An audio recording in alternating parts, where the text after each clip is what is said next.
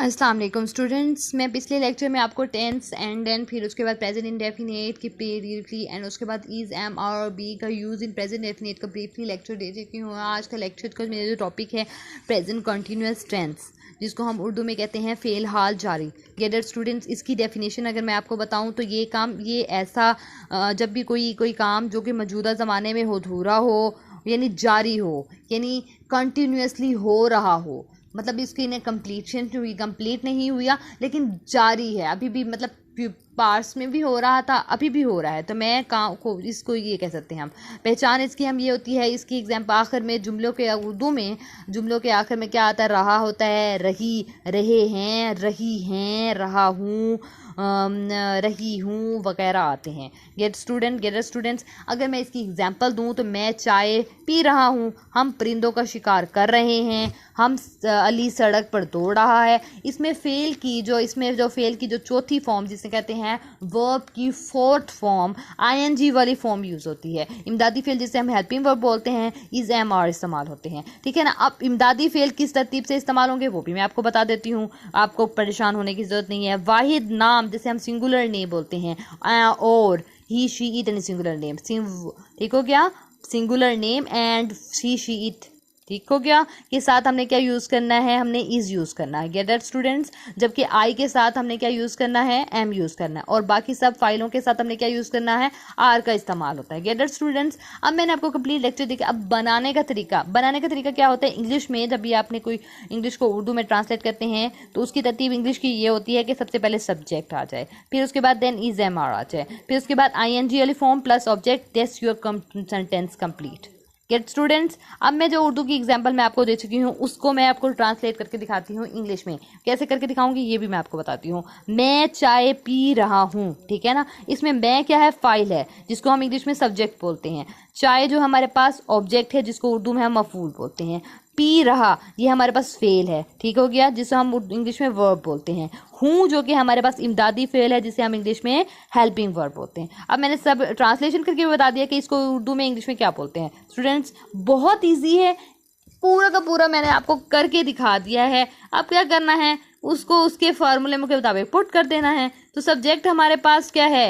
मैं हूँ, जिसको हम इंग्लिश में आई कहते हैं। सब्जेक्ट इसमें पुट कर दें, आई आ जाएगा, ठीक है ना। फिर उसके बाद हमारे पास आई के साथ मैं आपको पिछले लेक्चर में अभी बता चुकी हूँ स्टूडेंट्स, आई के साथ हमने एम यूज़ करना है, ठीक है ना। हूँ की इंग्लिश भी एम होती है, ठीक है ना। क्या? आई एम, ठीक हो गया। फिर उसके बाद हमारे पास पी रहा, जिसे फेल बोलते हैं। इसे नेक्स्ट उसके बाद फेल होती है ना, फॉर्म होती है, आई एन जी वाली फॉर्म लगाओ, या वर्ब बोलते हैं। वैसे तरतीब तो यही होता है ना, verb subject plus helping verb plus object, ठीक है। ओके, तो वर्ब है हमारे पास पी रहा हूँ, उसका होता है टेक, आईएनजी वाली फॉर्म तो होती है टेकिंग टी, ठीक हो गया। ये जैसे कि फर्स्ट फॉर्म अगर हमारे पास टेक है तो आईएनजी लगा दो तो टेकिंग बन जाएगी। Gate it students, taking tea, ठीक है ना। आई एम टेकिंग टी, तो इस तरीके से नेगेटिव बनाएंगे तो आई एम के बाद नॉट लगा दें, I am not taking tea. अगर हमने इंटरोगेटिव बनाना है तो इसको शुरू में लेके आ जाएंगे, am I taking tea, end में क्वेश्चन मार्क्स नहीं डालेंगे, आपको मार्क्स नहीं मिलेंगे। और की सबसे इंपॉर्टेंट बात, आई जब आ जाएगा ना तो उसको हमेशा हमने अपने कैपिटल लिखना है। अक्सर स्टूडेंट्स ये गलती करते हैं, आई को छोटा लिख देते हैं, ठीक है। आई जब आएगा तो उसको कैपिटल लिखना है, लेकिन अगर ही आ जाएगा, इट आ जाएगा, शी आ जाएगा, दे आ जाएगा, वो आ जाएगा, तब हमने उसको क्या लिखना है? छोटा लिखना है, स्मॉल लेटर में लिखना है। गेट इट स्टूडेंट्स, आई आ जाएगा या कोई नेम आ जाएगा, अकेला नेम या काफ़ी सारे नेम हो तब भी, ठीक हो गया। अब नेक्स्ट एग्जांपल जो मैंने आपको दे चुकी हूँ वो है हम परिंदों का शिकार कर रहे हैं, ठीक है ना। इसमें हम जो हमारे पास जो कि फाइल है, जिसको हम सब्जेक्ट बोलते हैं, परिंदे तो परिंदों मतलब मफूल है, जिसको हम ऑब्जेक्ट बोलते हैं। शिकार हमारे पास फेल है, जिसको हम वर्ब बोलते हैं। कर रहे हैं, शिकार कर रहे हैं मतलब वर्ब बोलते हैं जो हमारे पास इमदादी फेल है, जिसे हम हेल्पिंग वर्ब बोलते हैं। एग्जैक्टली फॉर्मूले में पुट करें हम की इंग्लिश हमारे पास हुई होती है परिंदों मतलब बर्ड्स होते हैं। शिकार मतलब हम क्या कहते हैं? शिकार का मतलब होता है शूटिंग, शूट करें, शूट होता है, असल में शूट होता है। शूट के साथ आई एन जी वाली फॉर्म लगाओ, शूटिंग बन जाएगा। Gate it students. और इस तरीके से हैं कि इंग्लिश वैसे होता है, आर होता है, ठीक है ना। लेकिन हमने बता चुकी हूँ हुई के साथ, हमने पिछले अपने पेज में ये अभी भी आपको बता चुकी हूँ। इसके बाकी सबके साथ ही, शी इट के साथ इज, और आई के साथ एम, और बाकी सबके साथ आर यूज होगा, तो इसके साथ यूज होगा आर। तो हुई, तो इसकी इंग्लिश होगी हुई, फिर उसके बाद इमदादी फेल आर, वी आर। फिर उसके बाद हमारे पास वर्ब की बारी होती है। वर्ब हमारे पास ये है जिसका शिकार, जिसका मैंने आपको शूटिंग बताया है, वी आर शूटिंग। उसके बाद हमारे पास birds, the birds, we are shooting the birds. इस तरीके से नेगेटिव बनाना है तो we are not shooting the birds. इसी तरीके से इंटरोगेटिव बनाना है, are we shooting the birds. Get it students. इसी तरीके से नेगेटिव इंटरोगेटिव बनाना है, मतलब मनफी भी है और सवालिया भी है, are we not shooting the birds. इसी तरीके से अगर डबल इंटरोगेटिव हो जाए कि मतलब दो किस्म के हमारे पास हेल्पिंग वर्ब यूज़ हो जाए, मतलब क्वेश्चन भी आ जाए और हेल्पिंग वर्ब जो हमारा वो भी यूज़ हो रहा है, ठीक है ना। हाउ मतलब जैसे कैसे, हम कैसे परिंदों का शिकार कर रहे हैं, ठीक है ना।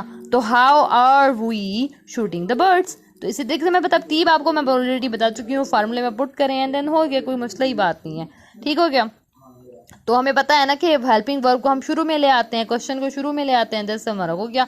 अगर इसी का अब नेगेटिव हो, मतलब आपके पास डबल सवालिया भी हो, डबल इंटरोगेटिव भी हो, साथ में नेगेटिव भी हो, जैसे हम परिंदों का शिकार क्यों नहीं कर रहे, ठीक है ना। हम का मतलब पहले तो सबसे पहले क्वेश्चन डालते हैं, क्यों आ जाएगा, क्यों का मतलब वाई होता है, ठीक है ना, क्यों मतलब वाई हो गया।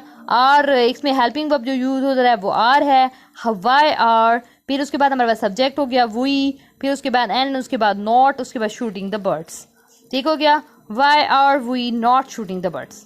नेक्स्ट एग्जाम्पल, लास्ट एग्जाम्पल है, इसके बाद आपका प्रेजेंट कंटिन्यूस टेंस का कंप्लीट लेक्चर हो जाएगा। कोई क्वेश्चन हो तो मुझसे पूछिए, ज़्यादा से ज़्यादा प्रैक्टिस कीजिए, आपके पास जो बुक है उस पर प्रैक्टिस करिए, बुक से मैच करिए, ज़बानी करिए, देख के करिए, जितनी आपकी प्रैक्टिस होगी उतनी आपकी अच्छी ग्रामर होगी।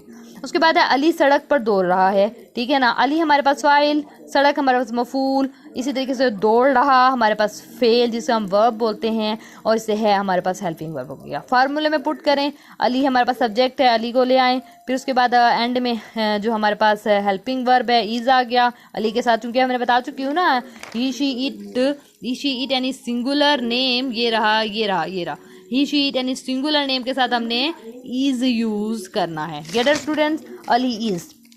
तो रन हम इंग्लिश की हमारी रन है तो ING फॉर्म लगाएंगे, रनिंग बन जाएगा, running on the road, Ali is running on the road, ठीक है ना। इसी की नेगेटिव बनाना है, Ali is not running on the road. इस तरीके से इंटरोगेटिव बनाना है, Ali running on the road. इसी तरीके से अगर आपने नेगेटिव इंटरोगेटिव बनाना है, is Ali not running on the road.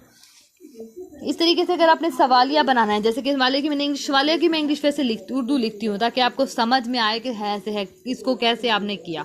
Ali सड़क पर क्यों दौड़ रहा है, ठीक है ना, अली सड़क पर क्यों दौड़ रहा है। Why is Ali running on the road. इस तरीके से ये सबसे पहले अली था तो अली तो नहीं था, क्योंकि इंटरोगेटिव क्वेश्चन आ गया ना, तो पहले क्वेश्चन वाला रहता है क्यों, मतलब वाई आ गया, फिर उसके बाद है आ गया तो इज आ गया, फिर उसके बाद हमारे पास सब्जेक्ट की बारी अली आ गया, दौड़ रहा है मतलब रनिंग हो गया, फिर उसके बाद हमारे पास जो कि आखिर में मफूल होता है on the road, Ali is running on the road, why is Ali running on the road, ठीक है ना। इस तरीके से अब दो डबल सवालिया भी हो गया, नेगेटिव भी हो गया, why is Ali not running on the road.